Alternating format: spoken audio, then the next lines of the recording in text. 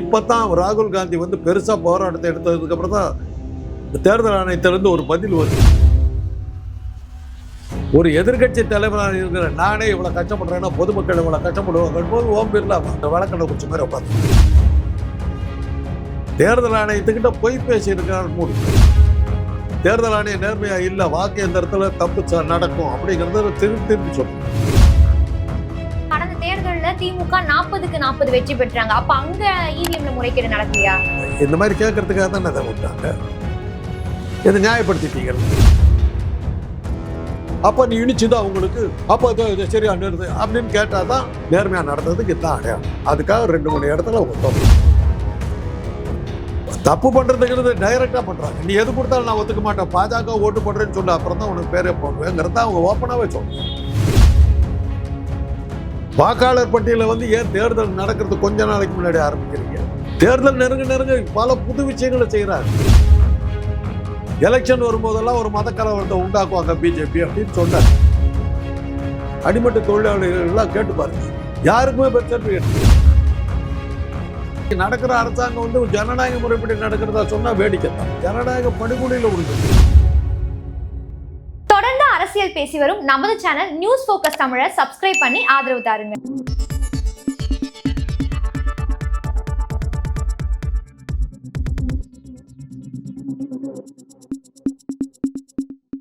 News focus Tamil நேயர்களுக்கு வணக்கம். இன்று நம்மோடு நேர்காணலில் இருந்திருக்கக்கூடியவர் அரசியல் விமர்சகர் டாக்டர் காந்தராஜ் அவர்கள். வணக்கம் சார். சார், இப்போ ரீசெண்டா எதிர்கட்சி தலைவர் ராகுல் காந்தி அவர்கள் கொடுத்திருக்கக்கூடிய பேட்டியில் என்ன சொல்லியிருக்காருன்னு பார்த்தீங்கன்னா, கர்நாடகாவில் எலெக்ஷன் கமிஷன் மோசடியில ஈடுபட்டிருக்கிறாங்க, அதற்கான 100% ப்ரூஃப் அப்படிங்கிறது எங்கள்கிட்ட இருக்குன்ற மாதிரி ஒரு குற்றச்சாட்டை எடுத்து வைத்திருக்கிறாரு. இந்த குற்றச்சாட்டை நீங்க எப்படி பாக்குறீங்க சார்? முதல்ல இருந்து நான் அதான் சொல்லிட்டு இருக்கேன், எல்லா மொழியிலையும் சொல்லியிருந்தேன். அதை பற்றி பேசணுக்கு நாங்கள் தமிழ்நாட்டில் தான் முதல்ல இதை ஆரம்பித்தது. நான், ஐயநாதன்ற நெறியாளர், தொல் திருமாவளவன் அவர்கள், நாங்கள் 3 பேர் தான் வந்து தேர்தல் ஆணையம் நேர்மையாக இல்லை, வாக்கு எந்திரத்தில் தப்பு நடக்கும் அப்படிங்கிறத திருப்பி சொல்லிட்டு இருக்கோம். ஐயநாதன் புத்தகமே எழுதியிருக்கார், வெளியிட்டிருக்கார். தேர்தல் வாக்கு எந்திரத்தில் எப்படியெல்லாம் பண்ணலாம். வாக்கு எந்திரம் உலகத்தில் எந்த நாட்டிலையுமே பயன்படுத்தப்படலை, தெரியுமில்ல. 3 நாடுகள் தான் பயன்படுத்துச்சு. 2 நாடுகள் வித்ட்ரா பண்ணிட்டாங்க, தப்பு நடக்குதுன்னு. இந்தியா மாத்திரம் தான் அதை வச்சுக்கிட்டு இருக்குது. இன்னைக்கு ஒன்றிய அரசில் இருக்கிற அந்த ஆளுங்கட்சியை வந்து நம்பிக்கிட்டு இருக்கிறதே வாக்கியந்திரத்தை தான். நாங்கள் திருப்பி சொல்லணும், வாக்கியந்திரங்கிறது வந்து ஒரு கொஞ்சம் பெரிய சைஸு செல்ஃபோன். சிம் கார்டை எடுத்துட்டாக்க சிம் கார்டை மாற்றிட்டிங்கன்னா முடிஞ்சு போச்சு. ரொம்ப சுலபம். இதில் எவ்வளவோ கேள்விகள் நாங்கள் கேட்டிருக்கோம். இந்த கேள்விகளுக்கெல்லாம் இன்றைக்கி வரலும் பதில் இல்லை. இப்போ தான் ராகுல் காந்தி அதை தீவிரமாக எடுத்திருக்கார். பீகாரில் சொல்லிட்டார், இன்றைக்கி கர்நாடகாவில் சொல்கிறார். ஓரளவுக்கு மக்கள் மத்தியிலேயே விழிப்புணர்ச்சி வர ஆரம்பிச்சிருக்குது. இப்போ தான் ராகுல் காந்தி வந்து பெருசாக போராட்டத்தை எடுத்ததுக்கப்புறம் தான் தேர்தல் ஆணையத்திலேருந்து ஒரு பதில் வருது, நாங்கள் ஒன்றும் அப்படி செய்யலைன்னு. தேர்தல் நெருங்க பல புது விஷயங்களை செய்கிறாங்க. வாக்காளர் பட்டியலில் வந்து ஏன் தேர்தல் நடக்கிறது கொஞ்ச நாளைக்கு முன்னாடி ஆரம்பிக்கிறீங்க? எப்பவும் பண்ணியிருக்கணும் இல்லை. இப்போ என்ன சொல்கிறாங்க, பீகாரில் இதை வாக்காளர் பட்டியலை போட்டு சொல்லும்போது பழைய பட்டியலில் வெளிநாட்டவர்கள் நிறைய பேர் இருந்தாங்களாம். பங்களாதேஷ், நேபாள், இந்த ஊரெல்லாம் சேர்ந்தவங்களாம் அதில் இருக்காங்க. அவங்கெல்லாம் தான் போன எலெக்ஷனில் இருந்தாங்க. அவங்களாம் ஓட்டு போட்டு தானே பிஜேபி ஜெயிச்சது. அப்போ வந்துட்டு அந்த தேர்தலில் பிஜேபி வந்து 75% ஓட்டு அப்படிங்கிறத பெற்றிருக்கிறாங்க. அப்போ நமக்கு என்ன கேள்வி எழுதுனா, அந்த தேர்தலில் தேர்வு செய்யப்பட்டவர்கள்லாம் தகுதியற்றவர்களா? அதைத்தான் இப்போ வாக்கு இவங்களை தேர்தல் ஆணையத்தை ராகுல் காந்தி கேட்குறாரு, பதில் வரலையே. அதெல்லாம் வெளியே வரத்தான் இப்போ வந்து அமித்ஷா வந்து ஊராக ஒரு போகிறதுக்கு காரணம் என்னன்னா, வாக்கு எந்திரத்தையும் கண்டுபிடிச்சிட்டாக்க இவங்க கதை அம்பேர் அவ்வளோதான். அவங்களுக்கு இருக்கிற ஒரே சக்தி, ஏற்கனவே வந்து அமலாக்கத்துறையினுடைய பற்கள் பிடுங்கப்பட்டு விட்டன. அதை வச்சுட்டு மிரட்ட முடியல. அதை மிரட்டுறதுக்கு தைரியமும் இல்லை. இப்போது பயப்படாமல் வந்து பல பேர் வெளியே வர ஆரம்பிச்சிட்டாங்க. வாக்கேந்திரமும் போயிடுச்சுன்னா பிஜேபியினுடைய கதை முடிச்சிடும். நாங்கள் அன்னையிலேருந்து சொல்லிட்டு, ஜனநாயக படுகொலையில் விழுந்துருச்சு. இந்த ஒரு தேர்தல் ஆணையத்துக்கிட்ட பொய் பேசியிருக்கிறார் மோடி. எப்படின்னா, குஜராத்தில் வந்து சீஃப் மினிஸ்டர் அவர் நிற்கும் போது தனக்கு கல்யாணம் அவளேன்னு கொடுத்துருந்தார். அதுவே அவரை டிஸ்குவாலிஃபை பண்ணியிருக்கணும். அந்த மாதிரி போய் சொன்னது டிஸ்குவாலிஃபை பண்ணலை. அதுக்கப்புறம் பிரதம மந்திரியாக நிற்கும் போது மாட்டிக்கோன்னு சொல்லிட்டு தான் தன்னுடைய மனைவி யசோதா பெண் தனியாக வாழ்கிறாள் அப்படின்னாரு. இன்றைக்கி வரல அவங்க சேர்ந்து வாழலை, அந்த பெண்ணு தனியாக தான் இருக்காங்க. இன்றைக்கு ஒன்று தன்னை மேரிடு அன்மேரிடுன்னு அவர் சொல்லவே இல்லை. இது மாதிரி வயலேஷன் இருக்குது. தவறான தகவல் தந்ததுக்காக அவருடைய பதவியை நீக்கம் பண்ணலாம். தேர்தல் ஆணையம் பண்ணலையே. உங்களுடைய சொத்து கணக்கை நீங்கள் தப்பாக கொடுத்தாவே உங்களுடைய எலெக்ஷன் டிஸ்குவாலிஃபை ஆகிடும். இந்திரா காந்தி வந்து தேர்தல் ரத்து பண்ணதுக்கு அகமதாபாத் தீர்ப்பு என்ன கொடுத்தாங்க தெரியுமில்ல? அரசாங்கத்துக்கு சொந்தமான ஜீப்புகள், வாகனங்கள், 3 வாகனங்கள் அவருடைய தேர்தலுக்கு பயன்படுத்தப்பட்டனங்கிறது தான் இந்திரா காந்தி மேலே வைக்கப்பட்ட குற்றச்சாட்டு. அதுக்காக தான் அவருடைய பதவியை ரத்து பண்ணாங்க. அதனால தான் எமர்ஜென்சியே வந்தது. அப்படி இருக்கும்போது தனக்கு திருமணம் ஆனாதையே மறைச்சி 2 தடவை சீஃப் மினிஸ்டராக இருந்துட்டார். அது அப்புறம் தான் வந்து பிரைம் மினிஸ்டர் போஸ்ட்டுக்கு நிற்கும் போது தான் தனக்கு திருமணம் ஆன விஷயத்தை சொல்கிறார். அவரை டிஸ்குவாலிஃபை பண்ண, வாக்குரிமையை ரத்து பண்ணிடுறது நடக்கலையே. இதெல்லாம் இருக்குது. இதுக்கு மேலே பேசுகிறேன்னு உள்ள தேடுவாங்க. அதுதான் இன்னைக்கு நாடு இருக்கிற. ஓகே சார், இப்போ மோடி இந்த மாதிரி தவறுகள் பண்ணியிருக்கிறாரு அப்படின்னு நம்ம வச்சுக்கிட்டாலுமே, ராகுல் காந்தி அவர்கள் அவர் வெற்றி பெற்ற எந்த தொகுதியிலுமே பாத்தீங்கன்னா முறைகேடு நடக்குதுன்ற மாதிரி குற்றச்சாட்டு வைக்க மாட்டாரு. அவர் எங்கெல்லாம் தோல்வி பெற்றிருக்கிறாரோ அங்கெல்லாம் முறைகேடு நடக்குதுன்னு சொல்றாரு. அதை எப்படி எடுத்துக்கிறது? பிரியங்கா காந்தி நிற்கும் போது அவருக்கு எவ்வளவு தொந்தரவு கொடுத்தாங்க. கேரளாவில் சாதாரண தொந்தரவாக கொடுத்தாங்க. என்ன ராகுல் காந்தி வந்து வெளியேற்படுறதுக்கு என்னென்னவோ பண்ணாங்க. ஏதோ ஒரு ஆட்கள் வந்து குஜராத்தை சேர்ந்தவங்களாக இருக்காங்க, ஏதோ ஒன்று சொன்னாருங்கிறதுக்காக பதவியை பறிக்கிறதுக்கு ஆரம்பித்தார். கோர்ட்டை போய் தானே தப்பிச்சார். இன்றைக்கி இருக்கிற சபாநாயகர் என்ன பண்ணல. அவரே சொன்னார்ல அசம்பிளியில், 30 மணி நேரம் தொடர்ந்து அமலாக்கத்துறை என்ன கேள்வி கேட்டுச்சு. 26 வழக்குகள் மேலே போடப்பட்டுச்சு. ஒரு எதிர்கட்சி தலைவராக இருக்கிற நானே இவ்வளோ கஷ்டப்படுறேன்னா பொதுமக்கள் இவ்வளோ கஷ்டப்படுவாங்க போது ஓம் பிர்லா சபாநாயகர் வாயை மூடிட்டு உட்காந்து வழக்கடை குடிச்ச மாதிரி உட்காந்துட்டு இருந்தார். அதுதான் இன்றைக்கி நடக்கிறதா. இன்றைக்கி நடக்கிற அரசாங்கம் வந்து ஜனநாயக முறைப்படி நடக்கிறதா சொன்னால் வேடிக்கைத்தான். நமக்கு தெரிஞ்ச ஜனநாயகம் வேறு, இந்த ஜனநாயகம் வேறையாக இருக்குது. அதனால தான் இன்றைக்கி வந்து நாங்கள் காட்டு கற்றணும். இப்போ தான் வந்து அரசியல் கட்சிகள் இதுக்கு போயிருக்காங்க. இப்போ கூட சொல்கிறேன், அரசியல் பற்றி பேசும்போது தேர்தலில் யார் வெற்றி பெறுவாங்கிற கேள்விக்கெல்லாம் எனக்கு பதில் சொல்கிறதுக்கு அர்த்தமே இல்லை. வாக்கேந்திர நேர்மையாக இருந்தாலொழிய இது பண்ணுறது அபிப்பிராயம் சொல்கிறதுல அர்த்தமே, கருத்து கணிப்புகள்லாம் பிரயோஜனம் இல்லை.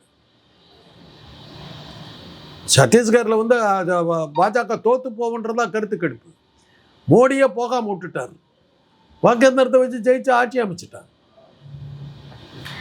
ஓகே, இப்போ அவர் வந்து நீங்க என்ன சொல்றீங்கன்னா இவிஎம் வச்சு முறைகேடு நடக்குது அப்படின்ற மாதிரி சொல்றீங்க. இப்ப தமிழ்நாட்டுல கடந்த தேர்தலில் திமுக 40க்கு 40 வெற்றி பெற்றாங்க. அப்ப அங்க இவிஎம்ல முறைகேடு நடக்கலையா? இந்த மாதிரி கேட்கறதுக்காக தான் அதை விட்டாங்க. இதை நியாயப்படுத்திட்டீங்கல்ல, அங்க நடக்கலையா? அதனால 2-3 இடங்கள்ல அவங்க தோப்பாங்க. இந்த கேள்வி கேட்பீங்க, அங்க மாத்திரம் அப்ப நீ இனிச்சுதான் அவங்களுக்கு, அப்போ சரியா நிறுது அப்படின்னு கேட்டாதான் பாருங்க ஐயா, நேர்மையாக நடந்ததுக்கு இதுதான் அடையாளம். அதுக்காக 2-3 இடத்துல அவங்க தோப்பாங்க. மொத்த இடத்துலையும் ஜெயிச்சாங்கன்னு தெரிஞ்சு போயிடும். பிளான் பண்ணி பண்ணது தெரிஞ்சு போயிடுமே. அதுக்காக தான். ஓகே சார், இப்போ பீகார்ல நடந்த அந்த எஸ்ஐஆர் அந்த விஷயத்தை நம்ம உற்று நோக்கும் போது பீகார்ல தோராயமா 8 கோடி மக்கள் இருக்கிறாங்க. ஆனா 1 மந்த்ல எஸ்ஐஆர் வந்துட்டு அவங்க கம்ப்ளீட் பண்ணிருக்காங்க. இதை நம்ம எப்படி எடுத்துக்கிறது? அதற்கான சாத்தியக்கூறுகள் இருக்கா? 1 மந்த்ல முடியும்? ஏமா மகாராஷ்டிராவில் 1 மணி நேரத்தில் 6 லட்சம் பேர் ஓட்டு போட்டாங்க. 1 மணி நேரத்தில். அதெல்லாம் உலக சாதனை இல்லை. எலெக்ஷன் கமிஷனோட உலக சாதனை இல்லை. கேட்ட இன்னைக்கு ஒன்றும் பதில் இல்லையே. 6 லட்சம் பேர் எப்படியா ஒரே மணி நேரத்தில் கடைசி நேரத்தில் போட்டாங்கன்னு கேள்விக்கு பதில் இல்லை. திண்டுக்கல் எலெக்ஷன் நடந்த போது, எம்ஜிஆர் எலெக்ஷன் இது அதிமுக ஆரம்பிச்சோன்னு நடந்த போது 4 மணிக்கு ஒரு கூட்டம் போகுது ஓட்டு போடுறதுக்கு. 4:30 மணிக்கு வாக்கு சாவடிகள் மூடிடுவாங்க. காமராஜர் பார்த்துக்கிட்டு இருக்கார். அவர் சொல்கிறார், இந்த கூட்டம் போய் ஓட்டு போட்டுச்சுன்னா எம்ஜிஆர் கட்சியை எதிர்த்து நிற்கிற நம்ம உட்பட அத்தனை பேருக்குமே டெபாசிட் போடுவார். ஆனால் அன்னைக்கு தேர்தல் அதிகாரிகள் நியாயமாக இருந்தாங்க. டைம் ஆகிடுச்சுன்னு வாக்குச்சாவடி மூடிட்டாங்க, ஓட்டு போட முடியல. அதில் தான் திமுகவும் காங்கிரஸும் டெபாசிட் வாங்க தப்பிச்சுது. அந்த அளவுக்கு மக்கள் ஆதரவு இருக்குது. அன்னைக்கு தேர்தல் நேர்மையாக நடந்ததுனால அந்த வாக்குகள் உழுவுல. இன்றைக்கு ஒரு கடைசி 1/2 மணி நேரத்தில் 1 லட்சம் பேர் 6 லட்சம் பேர் வாக்கு போடுறாங்க. வானதி சீனிவாசனும் கமலஹாசன் நிற்கிறாங்க தேர்தலில். 4 மணி வரையிலும் கமலஹாசன் 10,000 வாக்குகள் வித்தியாசத்தில் முன்னணியில் இருக்கிறார். 4:15 மணிக்கு வானதி சீனிவாசன் வெற்றி. அதான் தேர்தல் ஆணையம். கரெக்டாக எவ்வளோ பேர் அந்த தேர்தலில் ஜெயிக்கிறாங்க அப்படின்னு பார்த்தா, எடப்பாடி பழனிசாமி வந்து எதிர்க்கட்சி தலைவராக வர்றதுக்கு எத்தனை சீட்டு வேணுமோ அத்தனை சீட்டு கரெக்டாக 60 சீட்டு ஒன்றா 61 சீட்டு எதிர்க்கட்சி தலைவர் பதவிக்கு கரெக்டாக ரிசல்ட் வரும் ஒரே இடத்துல. அதில் தான் மாட்டிக்கிட்டாங்க. கொங்கு மண்டலத்துக்கு மேலேயும் ஜெயிக்கல, கீழேயும் ஜெயிக்கல. கரெக்டாக அவர் இருக்கிற இடத்துல மாத்திரமே ஜெயிக்கிறார். அவர் ஜாதி இருக்கிற இடத்துல மாத்திரமே ஜெயிக்கிறார். இதெல்லாம் பண்ணி தான் அவங்க மாட்டிக்கிட்டாங்க. கேட்டாங்க கேள்வி, எப்படிடா நடக்குதுன்னு கேட்டாங்க. இவ்வளவெல்லாம் பார்த்துட்டு தான் நாங்கள் இது பண்ணோம், கேள்விகளை கேட்டோம். இது எப்படி நடக்குது? ஒன்றும் இல்லைம்மா, வாக்கு எந்திரத்தில் சிம் கார்டை எடுத்துட்டு உங்கள் சிம் கார்டை போட்டாக்கா அதுதான். இன்னொரு கேள்வி பல இடங்களில் இது சமீபமாக நான் கேட்டுக்கிட்டு இருக்கேன். இப்போ வந்து உங்கள் பேங்க் பேலன்ஸ் பார்க்கறதுக்காக நீங்கள் இதில் போடுறீங்க, கூகுள்லேயே அதில் போடுறீங்க. போட்ட உடனே வருது எவ்வளோ இருக்குது. ஒரு 10 ரூபா உங்களுக்கு ஆட் பண்ணிச்சுன்னா அடுத்து போட்ட உடனே அடுத்த நிமிஷம் 10 ரூபா ஆட் ஆகிடுச்சுன்னு வந்துடுது. அடுத்த செகண்ட் வருது. வாக்கேந்திரமும் அதே தானே. நீங்கள் எலெக்ஷன் நிற்கிறீங்க, நான் எலெக்ஷன் நிற்கிறேன். உங்களுக்கு ஒரு ஓட்டு விழுந்துருக்குது, காந்தராஜுக்கு ஒரு ஓட்டு விழுந்துருக்குது. 10 மணிக்கு உங்களுக்கு 50 ஓட்டு விழுந்துருக்கு, காந்தராஜுக்கு 40 ஓட்டு விழுந்துருக்கு. வரிசையாக உழ கணக்கு வந்துக்கிட்டே இருக்குது. தேர்தல் முடியும் போது உங்களுக்கு எத்தனை ஓட்டு, எனக்கு எத்தனை ஓட்டு, உங்களுக்கு 10,000 ஓட்டு, எனக்கு 8,000 ஓட்டு. அப்போவே நீங்கள் அந்த வாக்கேந்திரத்தை பார்த்துட்டு உடனே ரிசல்ட் கொடுக்கலாம்ல. என்ன பண்ணுறீங்க? வாக்கேந்திரங்களெல்லாம் சேகரித்து ஒரு லாரியில் ஏற்றி Guindy engineering college, Queen Mary's college, அப்படி இடங்கடங்கள்லாம் கொண்டு போய் வச்சு அங்கே 3 அடுக்கு பாதுகாப்பு, போலீஸ் பாதுகாப்பு எதுக்கு போடுறேன்? அப்போவே வச்சு அந்த 10 வாக்கு சாவடிகளில் இருக்க 10 வாக்கு எந்திரத்தை கொண்டு வச்சு அப்படி போட்டாக்கா 1/2 மணி நேரத்தில் ரிசல்ட்டை கொடுக்க முடியல. என்னத்துக்கு கொண்டு போய் வச்சுக்கிட்டு 10 நாள் கழிச்சு ரிப்போர்ட்டை கொடுக்குறேன்? என்ன நடந்தது நடுப்பத்தியில்? பதில் இல்லை. மக்கள் ஓட்டு போடுறது ஒரு யாருக்கோ, வாக்கேந்திரம் முடிவு சொல்கிறது யாருக்கோ. வாக்கேந்திரம் பாஜக கையில் இருக்கிற வரையிலும் இந்த தேர்தலை பற்றி பேசுறதுல அர்த்தமே கிடையாது. அவ்வளோதான். ஓகே சார், இப்போ பீகார்ல நடந்த அந்த ஸ்பெஷல் இன்டென்சிவ் ரிவிஷன்ல பாத்தீங்கன்னா 52 லட்சம் வாக்காளர்கள் வாக்களிப்பதற்கு தகுதியற்றவர்கள் அப்படிங்கிற மாதிரி சொல்லியிருக்கிறாங்க. ஸோ அவங்க அதற்காக சொல்லக்கூடிய காரணம், எலெக்ஷன் கமிஷன் சொல்லக்கூடிய காரணம் என்னன்னா, இல்லீகலா மைக்ரேட் ஆகி வந்திருக்கிறாங்க அப்படிங்கிற மாதிரி சொல்றாங்க.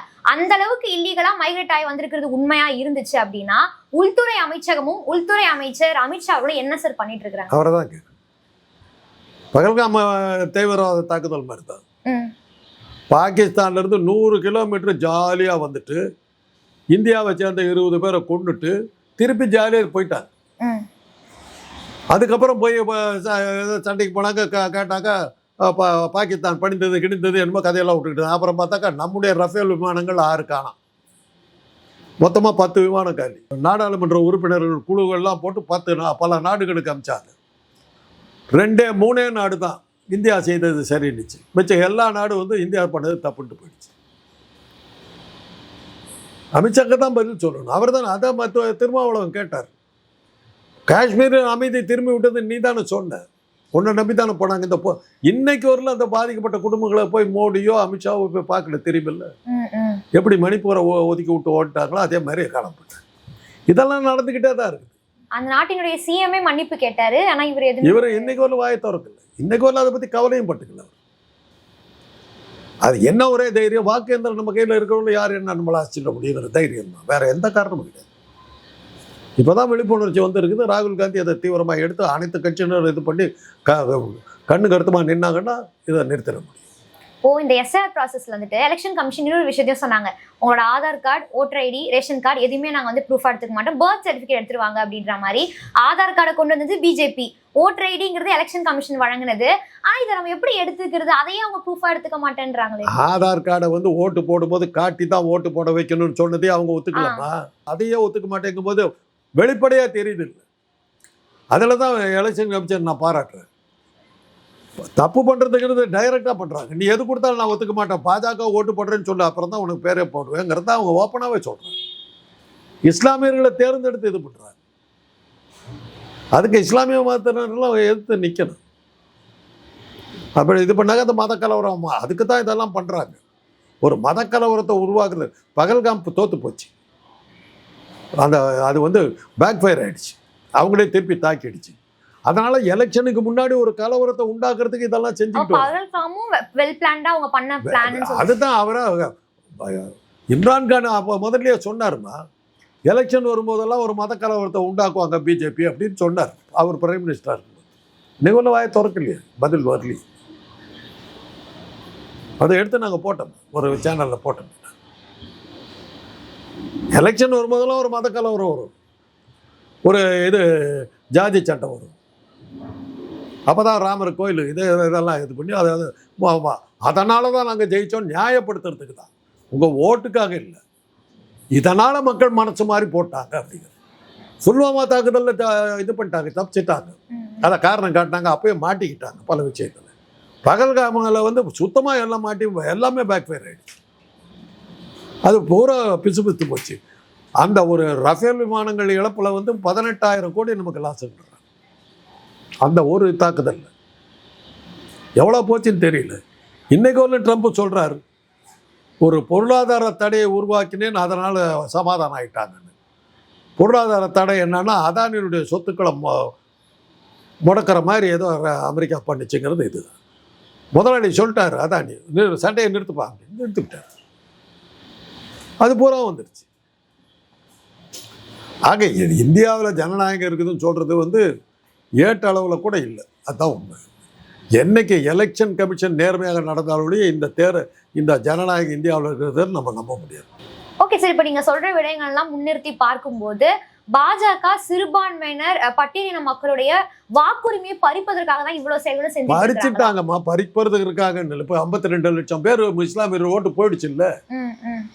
ஆனால் அவங்க இதனால் போயிடுச்சுன்றதெல்லாம் அர்த்தமே இல்லை. மிச்சம் இருக்கிற இந்துக்கள்லாம் இவங்களுக்கு ஓட்டு போடுவாங்கன்னு என்ன இருக்குது? அதனால தான் நிதிஷ்குமார் ஏதாவது காலவாரி விட்டுற போகிறாருங்கிறதுக்காக அவர் வந்து துணை ஜனாதிபதி ஆக்கிறதுக்காக முடிவு எடுத்திருக்காங்க. அவர் ஊரை விட்டு துரத்த பார்க்குறாரு. ஏன்னா அவர் ஏதோ நெருடல் கொடுக்குறாரு. அதனால தான் அவரை துணை ஜனாதிபதியாக டம்மி ஆக்கிறதுக்கு முயற்சி எடுக்கிறதா சொல்கிறார். அதனால தான் அவர் வந்து அவசரம் காலையில் மீட்டிங்கில் உட்காந்துருக்காரு துணை ஜனாதிபதி.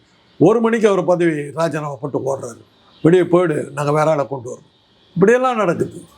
கேட்காம உட்காந்துக்கிட்டு இருக்கோம். என்றைக்கு அதெல்லாம் எடுத்து போராடுறோமோ அன்றைக்கி தான் நமக்கு விடிவு காலம். ஒரு ஃப்ரெஞ்சு புரட்சி ஒன்று வரும், அதில் வந்து சந்தேகமே கிடையாது. எப்படி மேயர் அன்துவான் சொன்னாலும் ரொட்டி கிடைக்கலன்னா கேக் சாப்பிட வேண்டியதான். தலையை வச்சாங்க, கில்லட்டின் வந்து இறங்குது, தலையை விட்ட போகுது. அப்போ தான் அவளுக்கு தெரியுது ரொட்டி கிடைக்கலன்னா கேக் சாப்பிட சொன்னோன்றதுக்கு தான் இந்த தண்டனை. அப்போ தான் அவளுக்கு தெரிஞ்சுது. அது மாதிரி வரும், இங்கே ஒரு புரட்சி வரும். ஆனால் வடநாட்டில் வந்து புரட்சி நடந்ததான் வரலாறே கிடையாது. அதனால் அவங்க போராட முடியாது. சவுத்துலேருந்து வந்தால் தான். வெள்ளையர்களாகட்டும் முகலாயர்களாகட்டும் அந்நிய படையெடுப்புக்கு எதிர்த்து நின்றதெல்லாம் தென்னாடு தான். அவங்க யார் வந்தாலும் ஜாலியாக வந்துட்டு தானே போனோம். ஒரு ராஜபுத்திர ராஜா வந்து ஆப்கானிஸ்தான் மேலே படையெடுத்து சென்றார், இந்த நேபாளம் மீது படையெடுத்து சென்றார், ஏதாவது வருது இது இருக்குதா? பிருத்திவிராஜன் சம்யுக்தையை கடத்தி கொண்டு சென்றார். இதுதான் வரல. சண்டை போட்டதா சரித்திரமே கிடையாது. யார் வந்தால் 13 தடவை கஜினி முகமது வந்துட்டு போனான். நம்ம தடுக்கிறதுக்கு ஆள் இல்லை. அவன் பாட்டுக்கு வந்தால் கொள்ளடிச்சிட்டு போயிட்டான். போர் அடிச்சு தான் நின்றுட்டான். என்னடா ஊர் இது?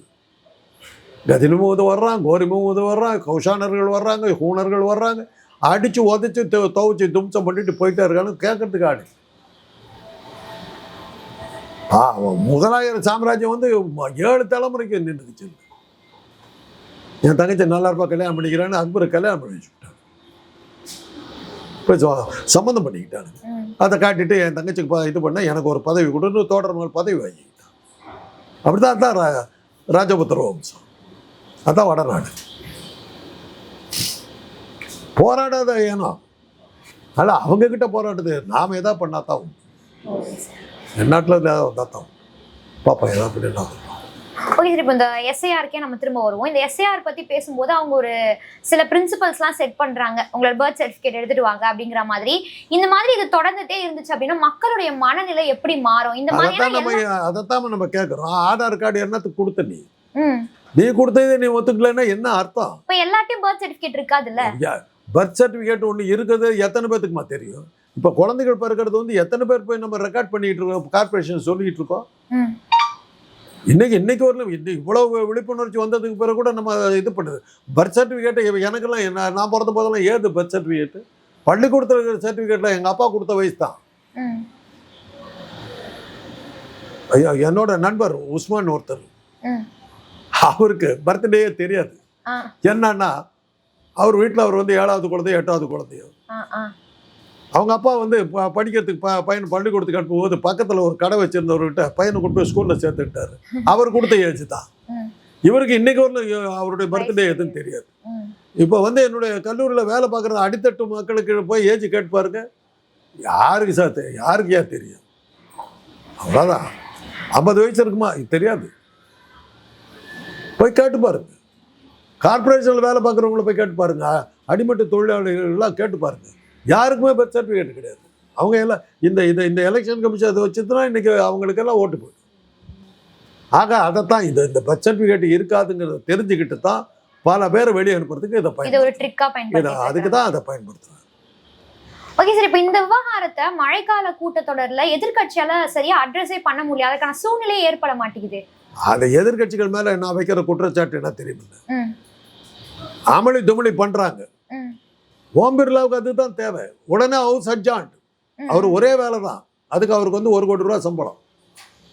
ஹவுஸ் அட்ஜாண்ட் டில் லஞ்ச் அப்படின்னாரு, ஹிந்தியில் சொல்லுவார். லஞ்சை ஓப்பன் பண்ணோன்னு இங்கே வந்து சபாநாயகர்கிட்ட போய் கற்றுவாங்க, ஹவுஸ் அட்ஜாண்ட் டுமாரோ. நடத்த விடாமல் பண்ணிட்டு கடைசி நாளில் பல மசோதாக்களை நிறைவேற்றிடுவாங்க. அதே டெக்னிக் தான் பண்ணுறாங்க. இதுக்கு துணை போகிறது வந்து எதிர்கட்சிகள். இப்போ என்ன இருந்தாலும் கலாட்டா பண்ணுறது இல்லைன்னு இப்போ அமைதியாக இருந்து நீங்கள் பேச்சை வச்சு பாருங்க. ஏமா பார்லிமெண்ட் நடக்குது, லண்டனுக்கு போயிட்டு உட்காந்துட்டு இருக்காரு பிரைம் மினிஸ்டர், சட்டப்பள்ளி அவங்கள. பார்லிமெண்ட் இங்கே நடக்குது, மக்களுடைய பிரச்சனைகள் பற்றி பேசுறதுக்காக பார்லிமெண்ட் நடக்கல, இவரும் இருக்கணும் ஜாலியாக ஃபாரின் போயிட்டார். எப்போல்லாம் பார்லிமெண்ட் நடக்குது அப்போல்லாம் ஃபாரின் போயிடுவார். சட்டசபை இது பண்ணுறது இல்லை. ஆனால் அதுக்கு இந்த எதிர்கட்சிகளும் சும்மா இருக்கிறதில்ல. அது அந்த குறிப்பாக அந்த மம்தா பானர்ஜியினுடைய கட்சியில் இருக்கிற ஒரு பெண் எம்பி, அந்த மேலே எனக்கு கடுமையான கோபம் உண்டு. ஏதோ அவரும் பயந்து நடுங்கிக்கிட்டு என்ன பண்ணிடுவாங்களோன்னு பாவம் அவர் மோடி ஏதோ தொலைஞ்சு பார்லிமெண்ட்டுக்கு வந்தாக்கா, இந்தம்மா வந்து மோடி பயந்துக்காத அப்படின்னாக்கா பார்க்குறாரு, பயந்துக்கிறாரு, ஓடி போயிடுறாரு. ஒரு நாள் கத்துது, போன தடவை நடந்து போது, don't run away mister prime minister, I will not two anything, please keep. இந்த கேமராக்கார ஆசாமி நாசமாக போகிறவன் அதை காட்டுறான், அவர் ஓடுறது தலைவரிக்க ஓடுறாரு. அவர் என்னைக்கோ வர்றாரு, அன்னைக்கு அவர் அமைதியாக கூப்பிட்டு உட்கார வச்சு அவன் இருக்க விடலாம். இது மாதிரி ஏதாவது சங்கடமாக பண்ணுறதுனால அமளி பண்ணுறதுனால அவர் இந்தியாவில் இருந்தாலே ஒம்புன்னு சொல்லிட்டு நாட்டை விட்டு போயிடுறாரு. 10 வருஷமா பிரைம் மினிஸ்டர் இருக்காரு, என்னைக்கு பார்லிமெண்ட்ல பதில் சொல்லியிருக்காரு சொல்லுங்க பார்க்கலாம். இது எவ்வளவு பெரிய இர்ரெஸ்பான்சிபிளான செயல் சார். அதாவது சொல்லி என்ன பிரயோஜனம்? வாக்கு இயந்திரத்துக்கு மேலே நீங்கள் கண் வைக்கலைன்னா ஒன்றும் நடக்காது. இன்னைக்கு இருக்கிற ஒரே இது தீர்வு, வாக்கு இயந்திரத்தை வந்து மாற்ற விடாமல் பண்ணக்கூடிய டெக்னாலஜி தெரிஞ்சாலுடைய பாஜக வெற்றியை தடுக்கவே முடியாது. இந்த தேர்தல்கிறது ஒரு கேலி கூத்து தான், அவ்வளோதான் சொல்ல முடியும். ஓகே சார், இப்போ இந்த எஸ்ஐஆரை வந்துட்டு தமிழ்நாட்டில் நடைமுறைப்படுத்துவதற்கான வாய்ப்புகள் இருக்கா? நிறைய இருக்குதுமா. இன்னைக்கு நான் தான் சொன்னேன், அடித்தட்டு மக்கள் யாருக்குமே இது பர்த் சர்டிஃபிகேட் கிடையாது. அவங்க எல்லாத்துக்கும் அதே தான் இங்கே அப்ளை பண்ண போகிறாங்க. அதனால தான் பழனிசாமி சொல்கிறார் எங்களோட ஆட்சி அமையுன்னு. எப்படி அமித்ஷா எப்படி சொல்கிறாரு, எங்கள் கூட்டணி ஆட்சி தான் அமையுங்கிறாரு. கூட்டணியில் எந்த கட்சி இருக்குன்னு கேட்டால் அதுவே தெரியல. அவர் கூட்டணியில் யார் இருக்கான்னு தெரியல, ஆனால் எங்கள் ஆட்சி தான் அமையுங்கிறாரு. எந்த தைரியத்தை சொல்கிறாரு? இந்த பர்த் சர்டிஃபிகேட் இல்லாத வச்சுட்டு பல கோடி பேருக்கு வந்து வாக்குரிமையை இழக்க வச்சுட்டு அதை பூரா இவர் தன்னுடைய பேரில் மாற்றிக்க போகிறார். அந்த தைரியத்தில் தான் அவர் சொல்கிறார். இப்போவே நம்ம தெளிவாக சொல்லிடலாம். ஒரு விஷயம் தான், தேர்தல் நேர்மையாக நடந்தால் பாஜக காஷ்மீர்லேருந்து கன்னியாகுமரி வரையிலும் ஒரு இடத்தில் கூட வெற்றி பெறாது. அதுதான் உண்மை. ஆனால் வாக்கேந்திரமும் இந்த தேர்தல் ஆணையமும் இருக்கிற வரையிலும் அவர்களை அசைக்கிறது கஷ்டம். ஓகே சார், உங்களுடைய நேரத்தை ஒதுக்கி இந்த நேர்காணல் கலந்து கொண்டதுக்கு மிக்க நன்றி சார். இந்த வீடியோ உங்களுக்கு பிடிச்சிருந்தா லைக் பண்ணுங்க, மறக்காம சப்ஸ்கிரைப் பண்ணுங்க, கூடவே உங்க ஃப்ரெண்ட்ஸ்க்கு ஷேர் பண்ணுங்க.